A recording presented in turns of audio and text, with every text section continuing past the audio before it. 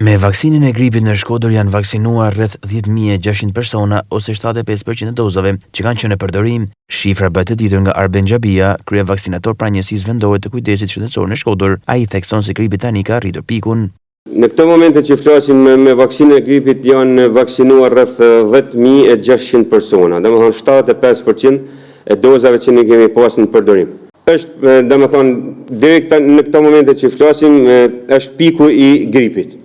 Vaksina është e vlefshme, por gjithmonë duhet patë parasysh se një person që vaksinohet sot deri për 2 javë nuk e krijon imunitetin për të mbrojtur nga gripi.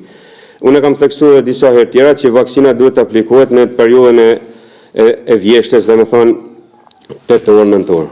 Ka raste dhe sipas ekspertëve të Institutit Shëndetit Publik gripi ka arritur pikun dhe shpresohet që ditë në vazhdim të bjerë domethënë kurba e pikut të gripit. Domethënë ka arritur atë kulmin, por nuk mund të pretendohet se është një epidemi që është mund shqetësu.